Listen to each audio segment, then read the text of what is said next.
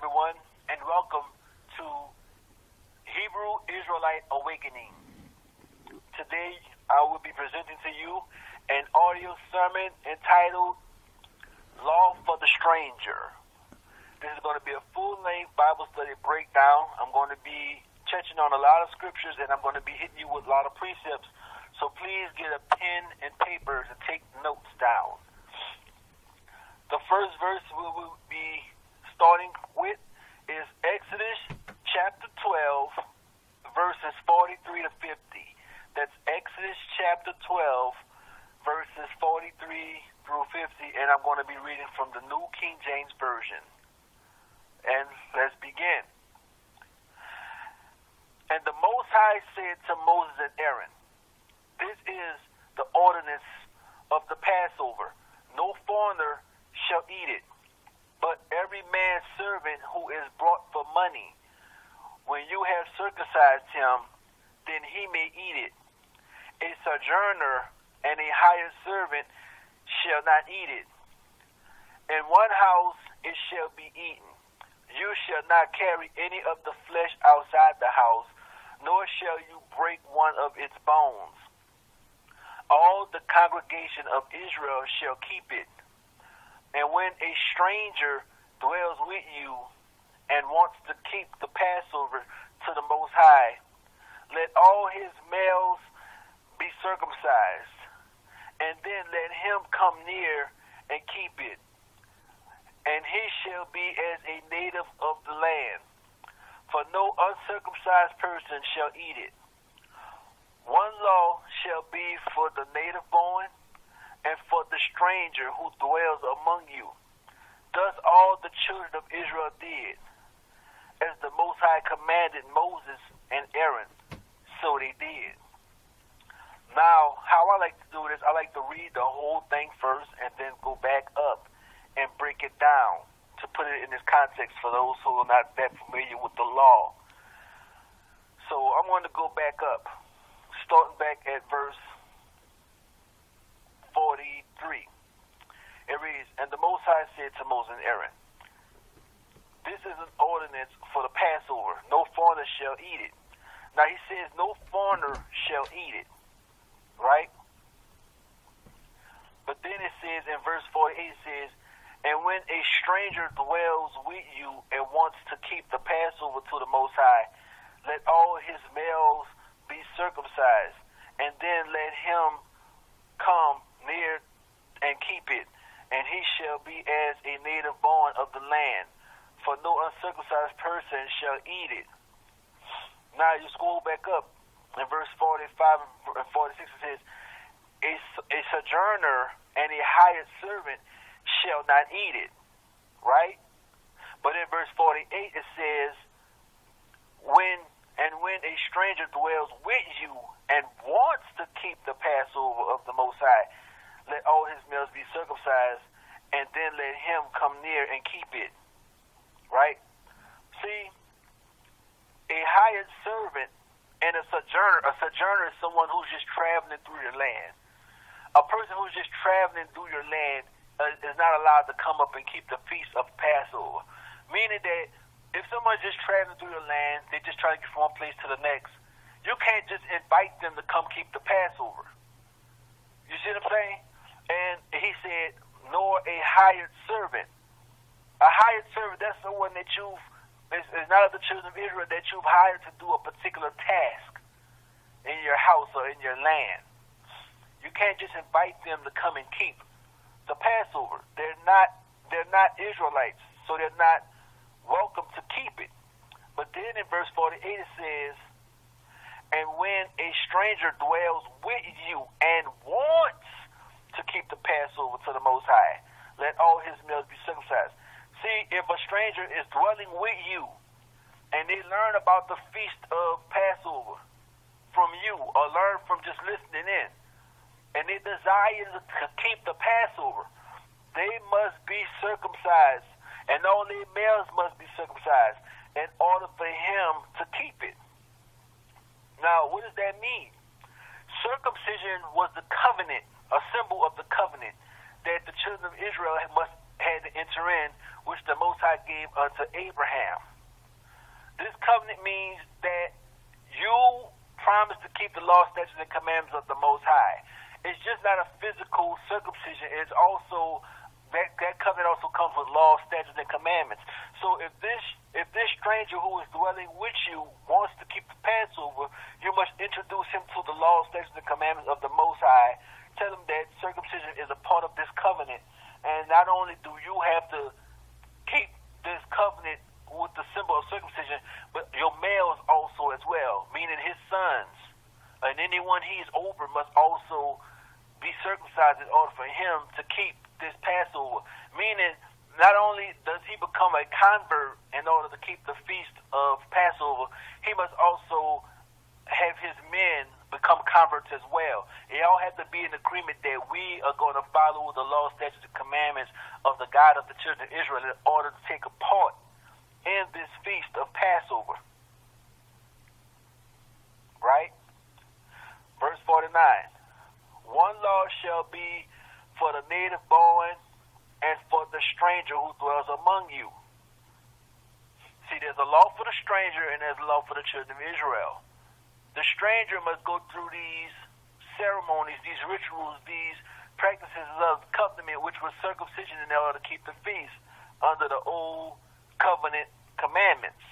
Because that's what we read in the old covenant commandments as it relates to the law of the stranger. There's a distinction between a stranger and a native-born Israelite, which we are reading now in this Bible study. Listen, verse 50. Thus all the children of Israel did as the Most High commanded Moses and Aaron. So they did. So this is how we dealt with the stranger. Next, we're going to Numbers chapter 15, verses 14 through 16.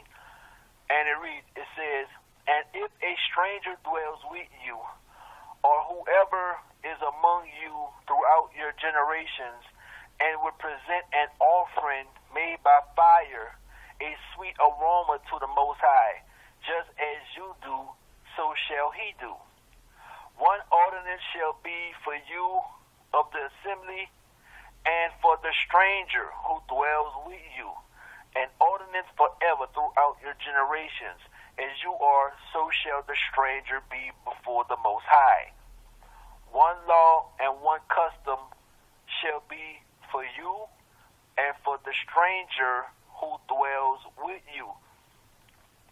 So the stranger, still dealing with the stranger, if the stranger who dwells with you, who have conformed to get the circumcision and be under the law, statutes, and commandments of the Most High, if he wants to bring an offering made by fire, a sweet aroma to the Most High, he shall. Verse 15, it says, one ordinance shall be for the assembly and for the stranger who dwells with you.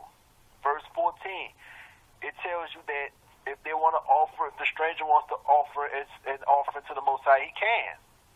But there's one law for you and one law for them. Next, we're going to Deuteronomy chapter 24, verses 19 through 22. And it reads, it says, when you reap your harvest in your field and forget a sheaf in the field, you shall not go back to get it. It shall be for the stranger, the fatherless, and the widow, that the Most High your God may bless you in all the work of your hands. When you beat your olive trees, you shall not go over to Brook again. It shall be for the stranger, the fatherless, and the widow. When you gather the grapes of your vineyard, you shall not gain it again.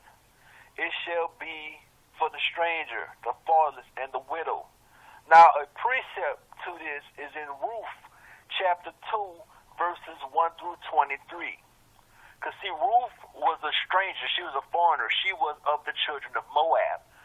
And when she came back to the territory of Judah with Naomi, she went to reap from the grapevines that which had fallen down. She went to gain, and she was allowed to. So the precept to this law being fulfilled is in the book of Ruth, chapter 2, verses 1 through 23. You can go check that out. And I'm going to read verse 21 again. It says, when you gather the grapes of your vineyard, you shall not gain it afterwards. It shall be for the stranger, the fatherless, and the widows. And you shall remember that you were a slave in the land of Egypt. Therefore, I command you to do this thing. And the precept to that is in Leviticus chapter 19, verses 9 through 10. See, when the children of Israel went to reap the harvest, went to collect the grapes, to collect the olives, and all this kind of stuff, if anything fell behind, if anything dropped to the ground, they were not allowed to pick it up. They had to keep it, leave it there, so the stranger, the fatherless, and the widows can come and reap up what had fallen. You see what I'm saying? We weren't supposed to go back and say, oh, I dropped some over there, go pick those up. Whatever fell was supposed to be left for the stranger, the widow, and the orphans, so they can come up after the reapers and get that which had been left. Next, we're going to Deuteronomy chapter 10, verses 17 through 19. And it reads, it says, for the Most High is the God of gods, the great God, mighty and awesome, who shows no partiality, nor takes a bribe. He administers justice for the fatherless and the widow, and loves the stranger, giving him food and clothing. Therefore, love the stranger, for you were strangers in the land of Israel. Now let me reread verse 18 and 19 again. And I'm in Deuteronomy chapter 10, and I'm about to reread verses 18 and 19 again. And I'm about to reread these again because there's a lot of hatred amongst the children of Israel towards the stranger, towards the foreigner, towards the Gentiles. And sometimes this hatred is unjustified. You know, the law says, he who is angry with his brother without a cause shall be in danger of the council. You see what I'm saying? You have to have a cause. Now, don't get me wrong. Some of the foreigners have done us wrong and this and that. But the ones who have done us wrong, be angry with them for what they've done. But you can't put that on all of them. You see what I'm saying? You can't put that on a stranger that you don't know. Don't have, you know what I'm saying? Stranger means someone you don't know. You've not had contact with them. You don't know them one-on-one. They have not afflicted you one-on-one. They have not personally done you anything, so you can't be angry and mad at a person that you don't know. So verse 18, 19, it says, he administers justice for the fatherless and the widow, and loves the stranger, giving him food and clothing. Verse 19, therefore love the stranger, for you were strangers in the land of Egypt. Right? Supposed to love everybody, not hate people. Don't hate, love. Next we're going to Deuteronomy chapter 27, verse 19. Deuteronomy chapter 27, verse 19. And it reads, it says, cursed is the one who perverts the justice through the stranger, the fatherless, and widow. And all the people shall say, amen. It says, and this is Deuteronomy chapter 27, verse 19, cursed is the one who perverts the justice through the stranger, the fatherless, and the widow, and all the people shall say amen. And the precept to this is also in the book of Ruth, chapter 2, verses 10 through 13.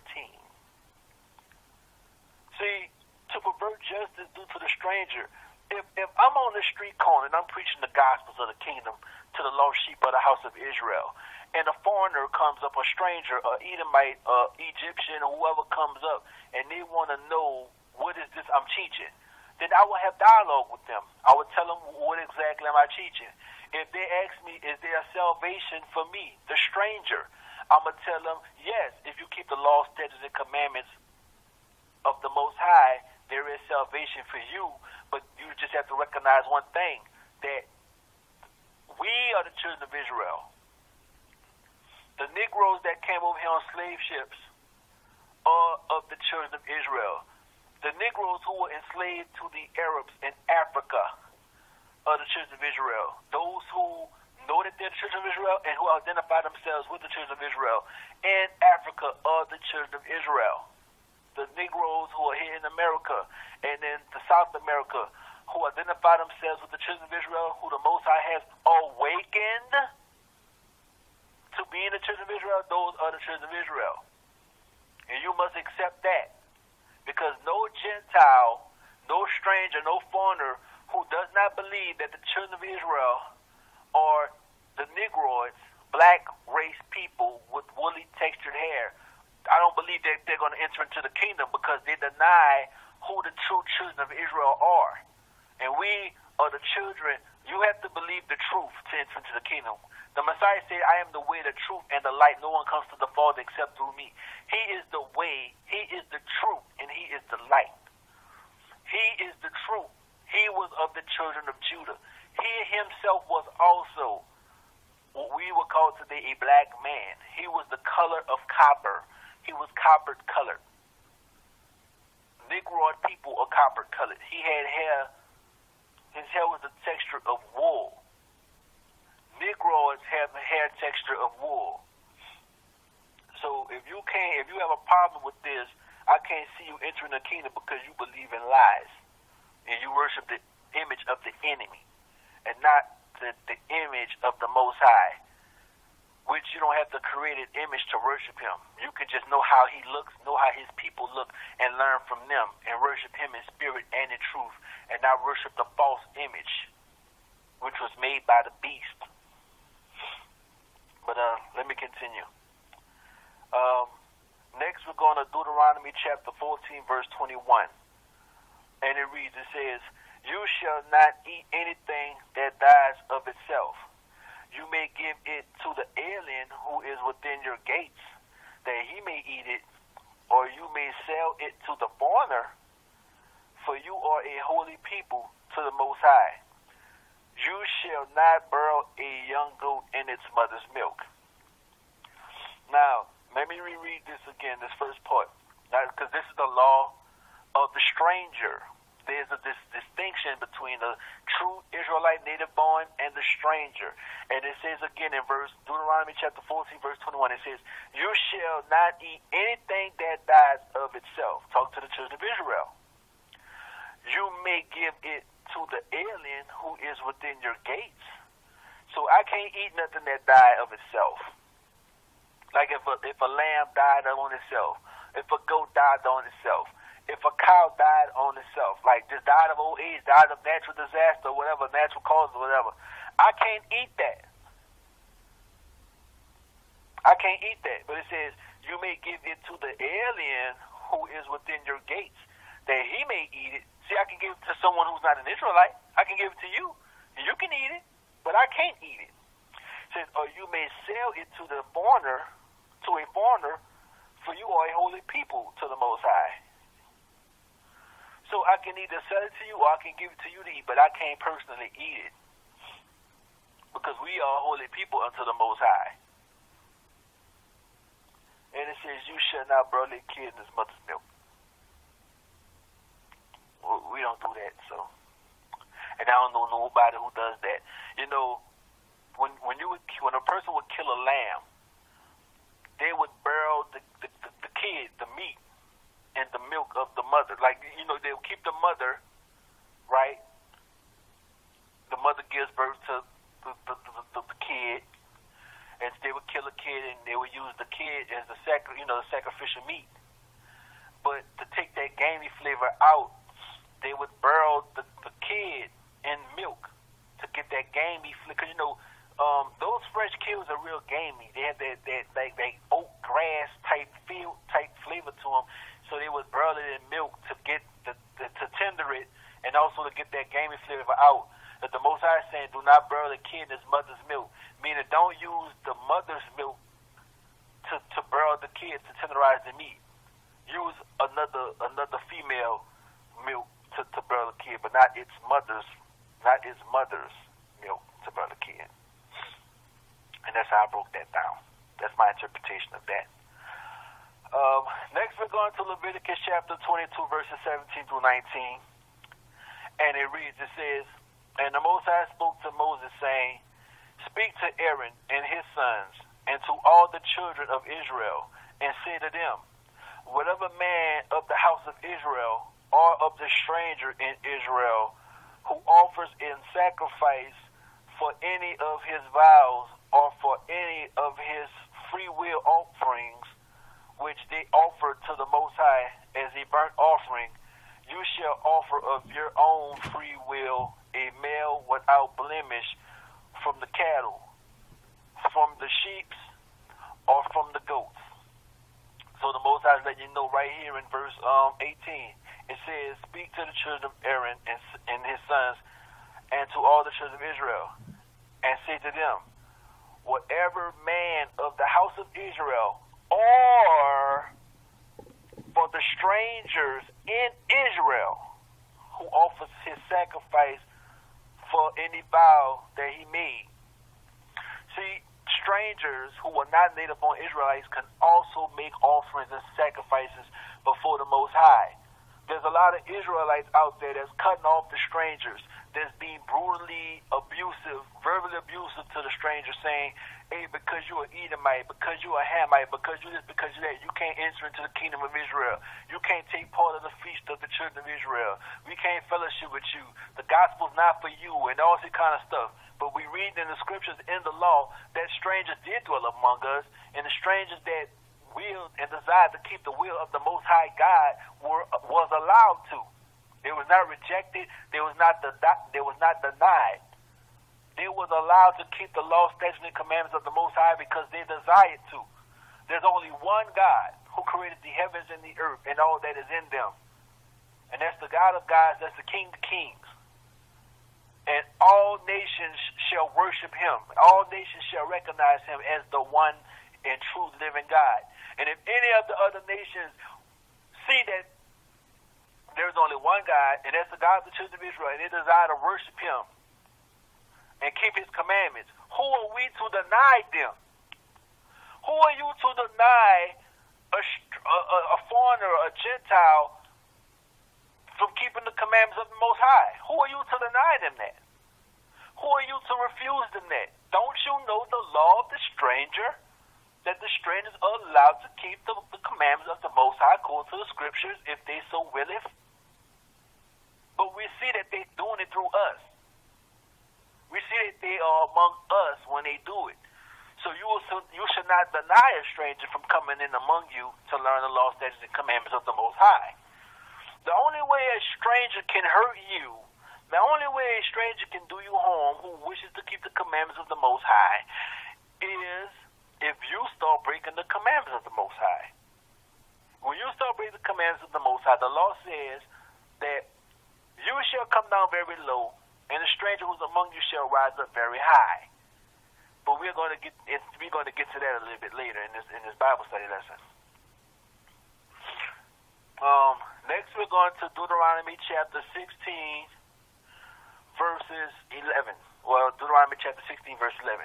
And the reason is, "You shall rejoice before the Most High, you and your son and your daughter, your male servant and your female servant, the Levite who is within your gates, the stranger and the fatherless and the widow who are among you, at the place where the Most High has chosen to make his name abroad." So we all must praise and worship the Most High. We all must rejoice before the Most High. He says, you, your son, your daughter, your female servant, your male servant, the Levites, the strangers, the fatherless, and the widows, all supposed to rejoice and praise the Most High. Right? All supposed to praise the Most High. So you can't deny these people from praising the Most High. You can't deny them. If they want to praise the Most High, if they want to keep the law, statutes, and commandments of the Most High, who are you to deny them? Next, Deuteronomy chapter 21, verses 10 through 14. And it reads, it says, "When you go out to war against your enemies, and the Most High delivers them into your hand, and you take them captive, and you see among the captives a beautiful woman, and desire her, and would take her for your wife. Then you shall bring her home to your house, and you shall shave her head and trim her nails. She shall put off the clothes of her captivity, remain in your house, and mourn her father and her mother a whole month. After that, you may go into her and be her husband, and she shall be your wife. And it shall be, if you have no delight in her, then you shall set her free, but you certainly shall not sell her for money. You shall not treat her brutally, because you have humbled her. Now, it's talking about when we go into war against another nation, and we conquer that nation, but we see a beautiful damsel, a virgin of the other nation, and we desire her, and we wish to take her, to make her our prisoner, or our maid, or our slave, or our wife. It says we must take her, shave her head, we got to cut her hair off, trim her nails, cut her nails down, let her mourn the loss of her parents for a month. Then we can go into her and take her as our wife. Right? But if we find no pleasure in her, we see that she's still wicked, or she don't love us, or she won't accept the slavery of us, or whatever, then we need to let her go. But we can't sell her, but we should let her go. Now, I don't think that this is a commandment that was given to the children of Israel by the Most High. This was something that Moses allowed us to do when we went to these countries. This was something that he said that we can do. This is a miscellaneous. Now, but the Most High did not want us marrying women from other nations. But if we did, according to this law, because she is of the hated, see, she's the woman of the hated. And let's get into that. There's a law right under Deuteronomy chapter 21, verses 10 through 14. If you keep reading, there's a law about if a man has two wives, one loves and the other hated, and they have children, and the firstborn son is of the woman who was hated, he shall not give the inheritance to the son of the one who was loved. He must give the inheritance to the son of the one who was hated. Now it says hated because when you conquer somebody, you're conquering your enemies. So they're the people that you hate when you conquer them. If you take a woman as a wife from that people, the people you conquer, that's the woman that's hated. So it's talking about the foreign woman, the woman who's not of the children of Israel. She's the wife that's hated. And the woman that's of the children of Israel, she's the one that's loved, when you read that in this context.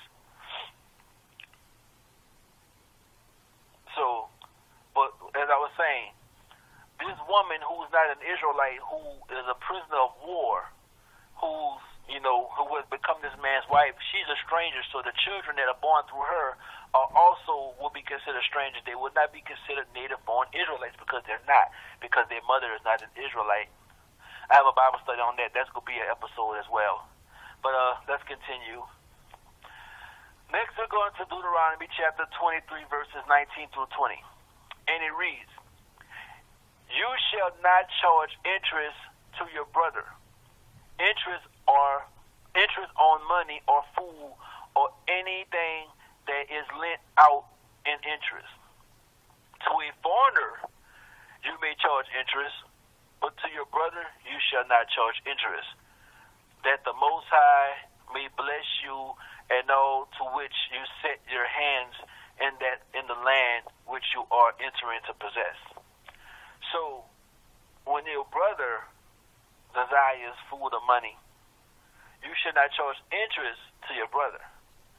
But to a foreigner, a stranger who sojourns with you, you may charge interest. Now, it's not commanding you to charge them interest, but it's saying that if you want to charge them interest, you can. It's not against the law to charge the foreigner interest. So if you want to, you can. He's not saying that you have to, but he's saying if you want to, you can. But if it's a brother or a fellow Israelite, you can't charge them interest. that'll be against the law.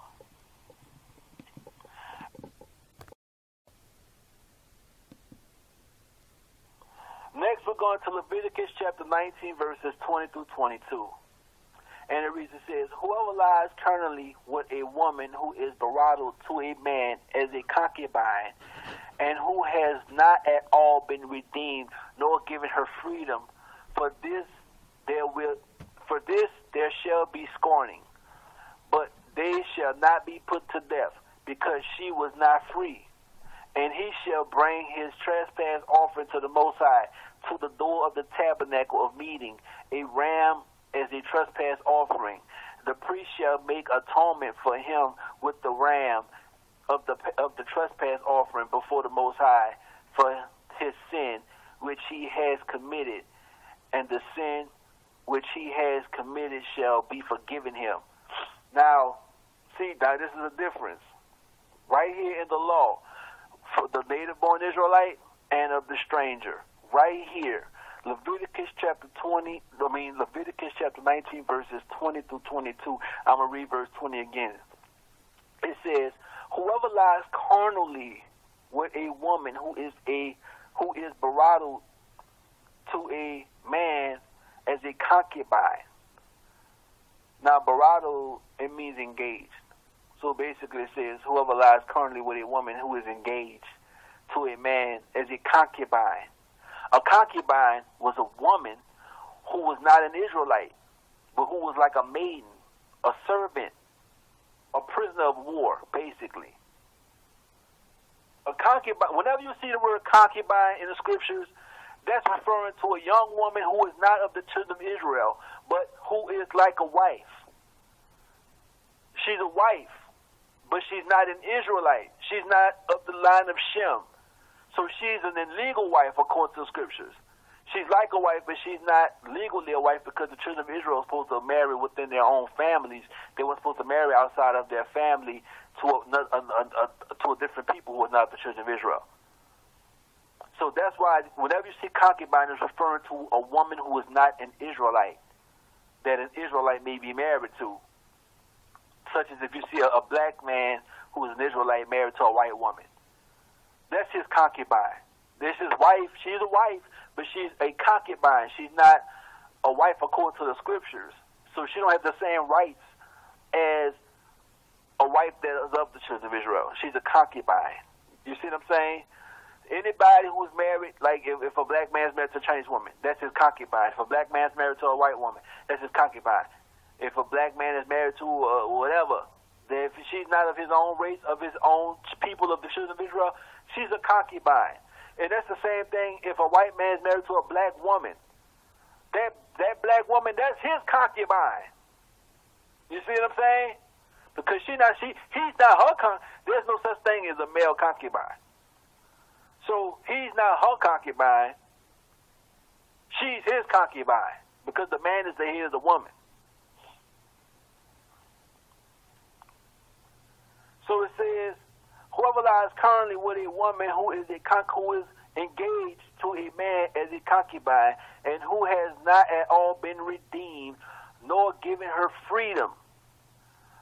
See, has not been redeemed. Redeemed means someone of the other nations came back and redeemed her, brought her back, paid for her freedom, or has not been set free, meaning given a letter of divorce, because it says if a man takes a woman of another nation and he desires to marry her, he can marry her, right?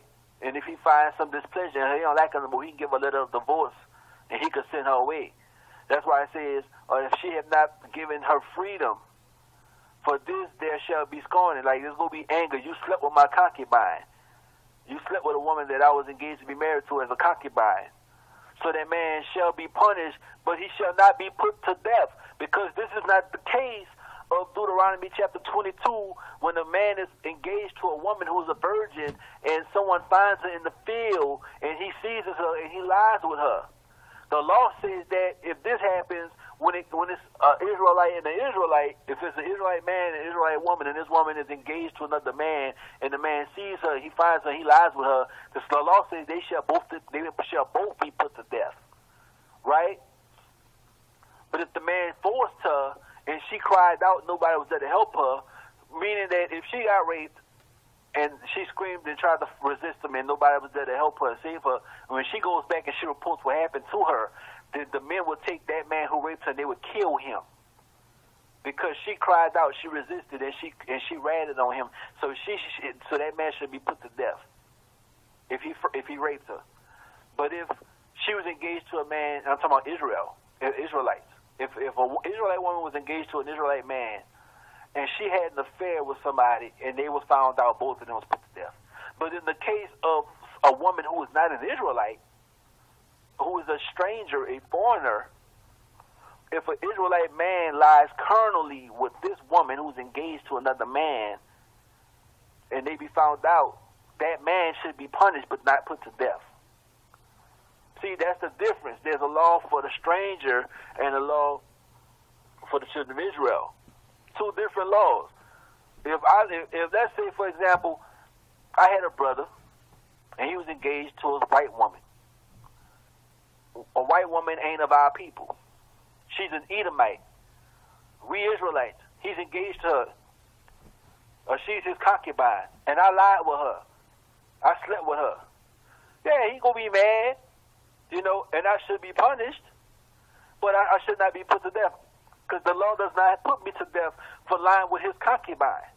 The law had me put to death if I lied with his wife, who was a black woman of the children of Israel. If I slept with his wife, if she was an Israelite woman, same race, and I slept with her, I'll be put to death for adultery. But if it's his white girlfriend, his white concubine, I ain't be put to death for that. Next, we're going to Exodus chapter 21, verses 20 through 21. It's Exodus chapter 21, verses 20 through 21. And it reads, it says, "And if a man beats his male or female servants with a rod, so that he dies under his hand, he shall surely be punished. Notwithstanding, if he remains alive a day or two, he shall not be punished, for he is his property." So let me reread this again. It says, if a man beats his male or female servant with a rod, so that he dies under his hand, he shall surely be put to death. So if I beat my servant to death, they die when I beat them that day, I shall be punished. Verse 21 says, notwithstanding, if he remains alive a day or two, he shall not be punished, for he is his property. So if I beat my servant, beat him real bad, and they live that day that I beat them, but they die the next day or the day after that, I can't be punished according to the law. But if I beat them to death and they died that day that I beat them, then I should be punished. That's the law, because they my property. I own them. That's the law. Deuteronomy, the next one we're going to is Deuteronomy chapter 28, verse 43 through 47. Deuteronomy chapter 20, verses 43 through 47. And it reads, it says, "The alien who is among you shall rise higher and higher above you, and you shall come down lower and lower. He shall lend to you, but you shall not lend to him.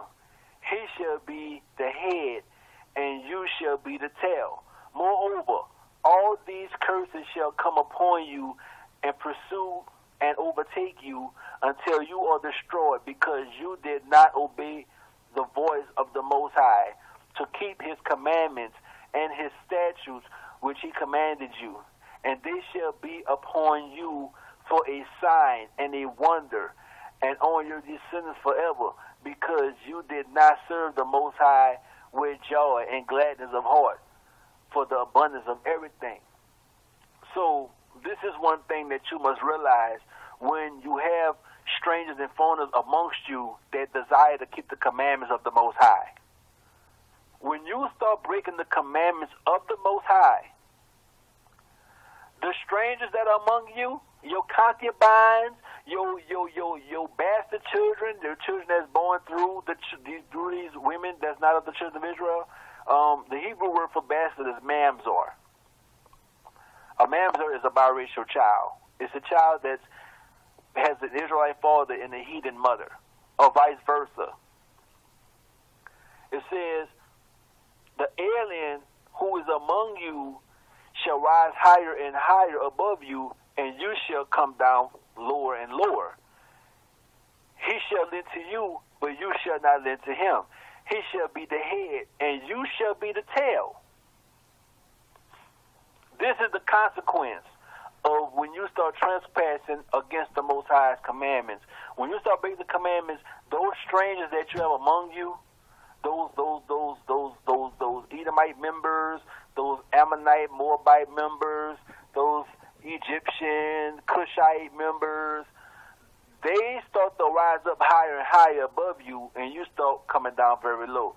They start to get in positions of leadership and become teachers. They become more financially richer than you, where they have more riches than you, so you have to go to them for money. They don't come to you, you go to them. They become leaders in your camp, and you become servants and within your own camp because you don't keep the commandments of the Most High. And guess what? I have actually seen this within these camps. They have strangers in these camps, and the strangers are the ones that's teaching on the corners. They're the ones that I see on the videos, leading the camp.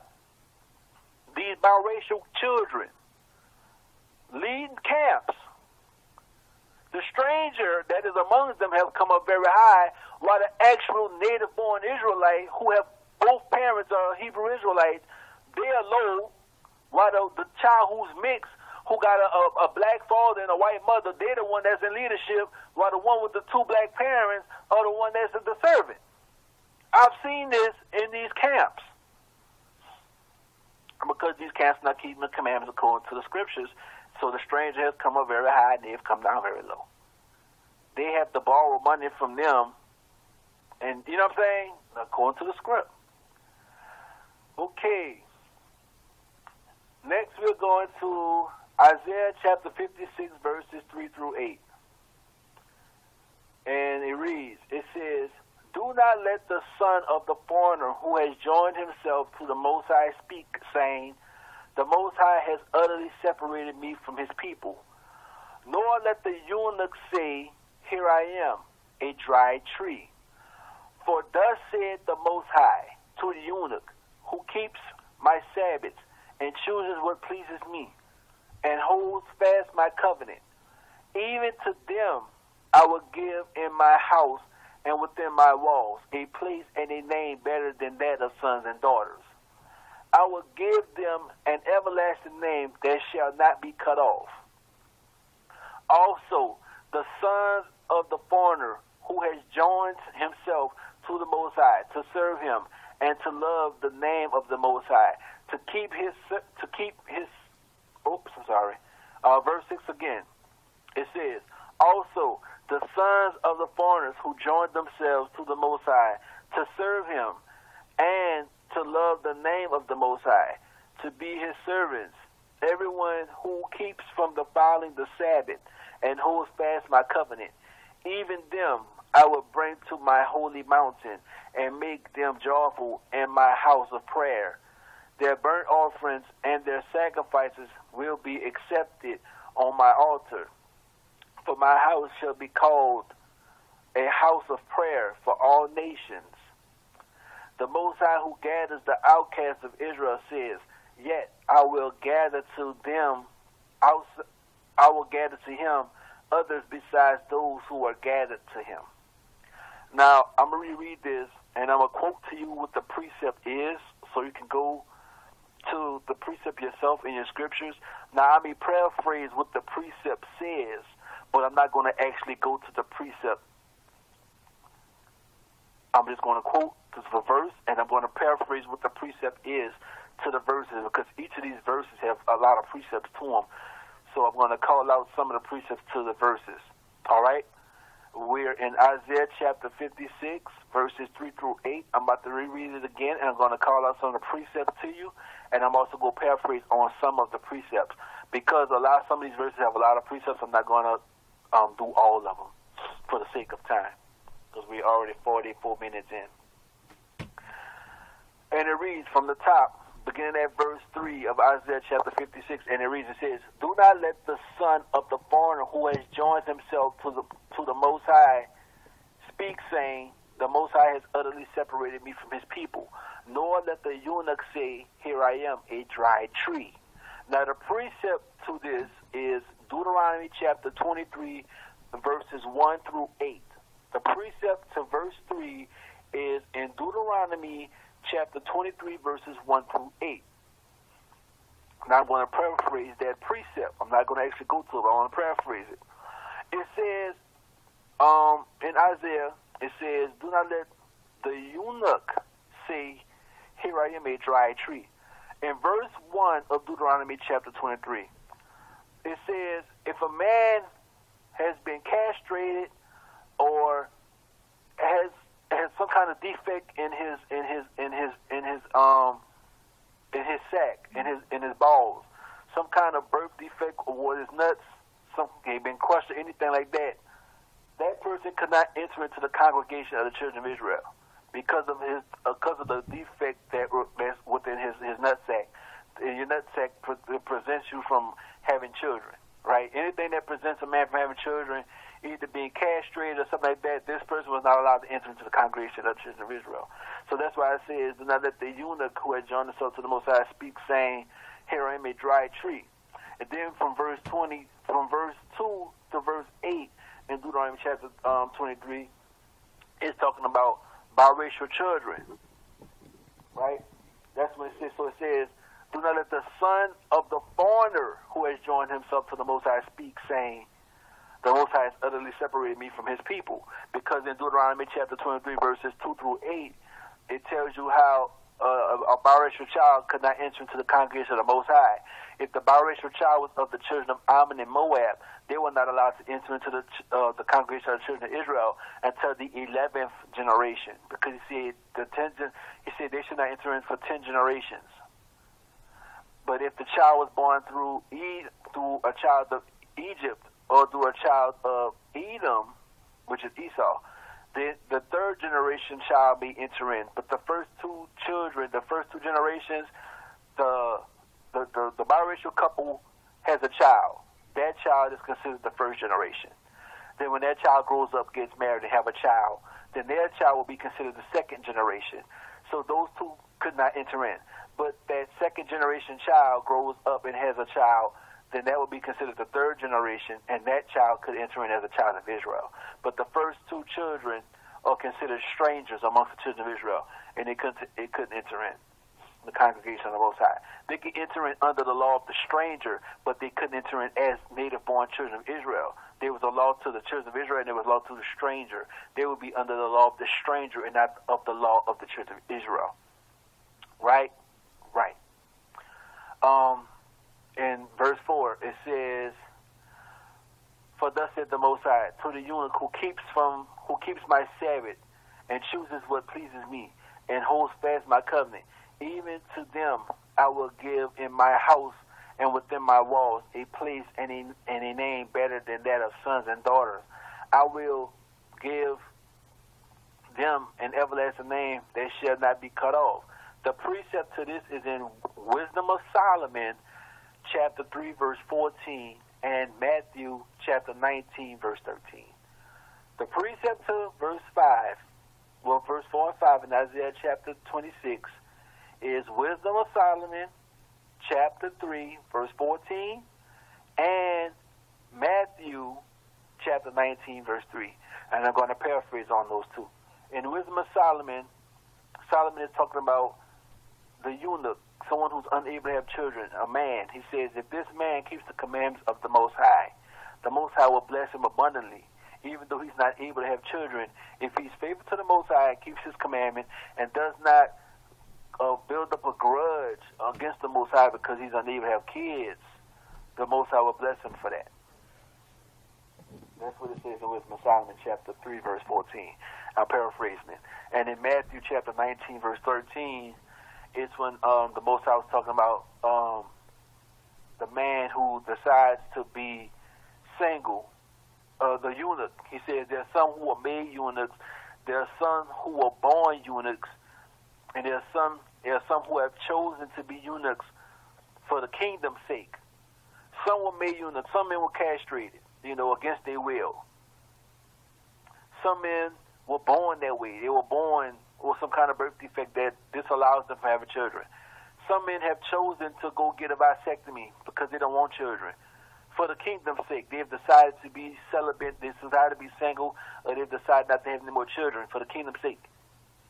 He says, these men will be accepted into the kingdom, if they keep the commandments of the Most High. Right? Right.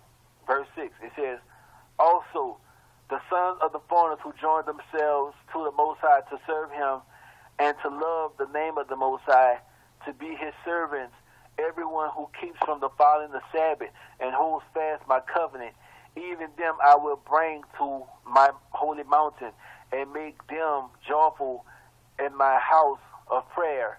Their burnt offerings and their sacrifices will be accepted on my altar, for my house shall be called a house of prayer for all nations.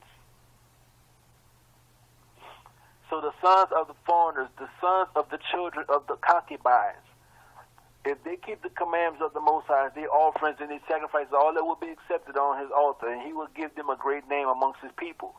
And we read that when I first started out in this Bible study, we started out with the law of the stranger about those who sojourned amongst us, that they can also make sacrifice to the Most High, praise him, make vows, and all that kind of stuff, and all that will be accepted. This is the law of the stranger, and the law of the native born. Precepts to the verses I just read in verses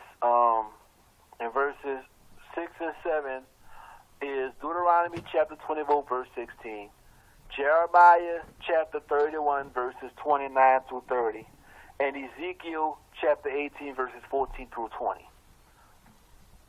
Those are the precepts about the Gentiles or the strangers that join themselves to the children of Israel to love him and to serve him and to keep his commandments. Those were the precepts to that.